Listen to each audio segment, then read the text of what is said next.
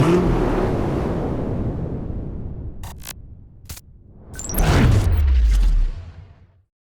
welcome to Drive It Out. Today we are reviewing the 4th generation Honda CR-V. Now today we know manufacturers are all about the small SUV. CUVs, some of them are called.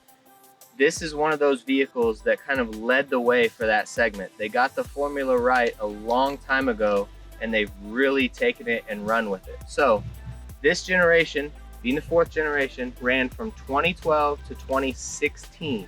Now this is the first generation where I really feel like the CR-V came into its styling. It really looks good, the lines flow well. It doesn't look like you just had a small SUV built and then plastered some headlights on the front. Everything really flows well, the lines all come together. So let's talk more about the styling as we go around the side of the car. Now this is an EX model, so you got sunroof, you've got the alloy wheels. They really look good, they dress the car up nice. Again, the lines, some of the subtle touches they've done here with these lines really make this car look good compared to prior generations. So if you can't tell, the Honda CR-V has bulked up like most cars. It's really been for the better. You've got a lot of room in there. Really, for a small SUV, it's really hard to top the CR-V. Sales numbers show that. Now, one of my favorite features on the CR-V, if you are a parent with little kids, this is really awesome. The back door opens a full 90 degrees and it's great for loading and unloading kids. It's really awesome for when you have to install or uninstall those large car seats. Really works well. The only other cars that you ever see that have back doors that open a full 90 degrees are police cars. And this is something that was a really good idea for this small SUV. Now here at the back of the CR-V, you instantly see the taillights that they're known for.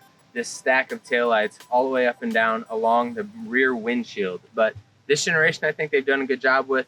They're pretty classy looking. So also notice the low load height when you're going to get in the back hatch of this car. That's a really low load height. That's something they pride themselves in because they're all about making it easy to get things in and out. So the back of the car rounds off the end of the styling really well. I like it. Let's go inside the interior, see what we think inside, and then we'll take it for a test ride. All right, now we are inside the CR-V, and I have to say that this is the best looking and best feeling interior of any CR-V yet. So they've done a really good job with the gauges. That's my favorite part about the interior. As you can see, they're nice and clean, easy to read tachometer. I like that. A good digital display in the middle, very easy to read. Menu options are very easy. But you'll especially notice the rings that they've added around the speedometer in here that actually turn green when you're driving in an economic manner. And it's actually a cool feature. It looks really nice. It doesn't look tacky. When I heard about it, I thought it might look tacky. I drive it. No, I actually think it looks really nice. So they did a good job with that. Now the center stack here, this is an EX, but it does not have the navigation option, so you've just got the standard center stack here. You've got a nice display screen up here that also functions as a backup camera. I really like that. And then the center stack here, while it is easy and clear and functional most of the time, I really like it. My one knock on it is you should have 2 separate knobs for volume and tuning, and you've only got one knob here in the middle, and you have to push it to change its function back and forth between volume and tuning. Don't like that. You should just make 2 knobs. It would have worked great. Now, there's no dual climate control in this one, but if you opt for the EXL, L is for leather, you actually get dual climate control in here. But this is fine. This is fine. Passenger can reach it well. I like it. Now visibility out of here is pretty good. In the back they've got those little quarter windows that make it just good enough to where you really feel like you can see your blind spot okay. I like that. Now as usual, I'm back pretty far in the seat, but you've got a lot of room back here for passengers still. So whether you've got kids back here and car seats or whether you've got adult passengers, I think they're all going to be happy. So now I like this. It's a captain's chair feel. I've got the arms that I can have up or down on the seats. They've always been really good about having efficient use of the center console. CR-V's been good with that. You had the older generation that had the little pop up and down table for your cup holders. This has a lot of storage here, good cup holders all of that. Buttons are easy to get to, easy to read. I really like how this one feels as compared to prior generations of the CR-V. So I feel like I'm in a good driving position. Let's take this out on the road and see what our driving impressions are.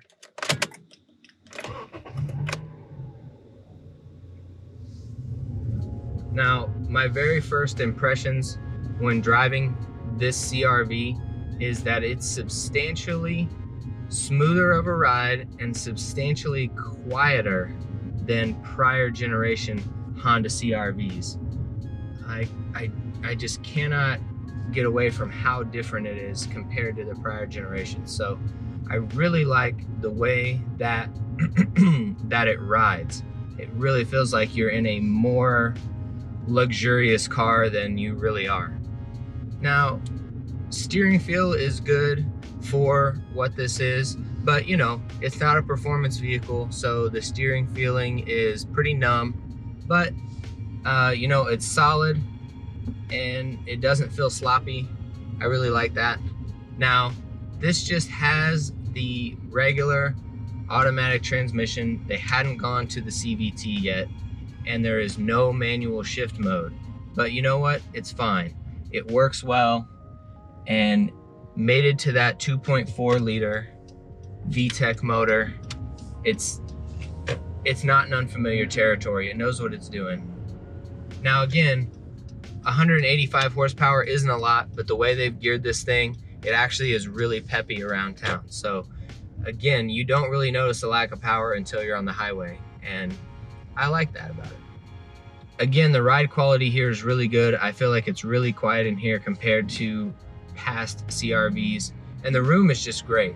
I love the visibility. It's a nice environment to be in. The gauges are pleasant to look at, and there's a lot of room in the back, but I can still reach my passengers in the back. If I have a kid back there I need to reach to give something, really like it. So this car does all the little things well that it should, as far as creature comforts, amenities inside, and just overall styling inside. Really good, easy car to drive. Anybody can get in this thing and enjoy it. It's going to be great. Now, to sum things up on this CR-V, what are you looking for in a small SUV? There are a lot of people looking for a small SUV as opposed to a car, because you can maintain the fuel efficiency and have really good amount of space inside.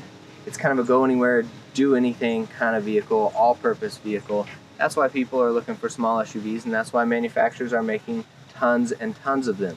This one has been doing it for a long time, and Honda really has stuck with a formula that works. They give you all the things that you need, all the things that you want, nothing more, nothing less. You've got good creature comforts inside, you've got the fuel efficient engine like I said, good drivetrain, very, very reliable vehicle. You're in a small SUV, so you've got a decent ride height. A lot of people care about that. That's one of the pluses of going to the SUV. Sometimes you sit up a little bit higher than a car, feels a little more substantial, feel safer, feel like you can see a little better. People like that. Decent ride height, nice comfortable ride for a small SUV, really substantial ride. Actually, it feels really good inside compared to prior generations.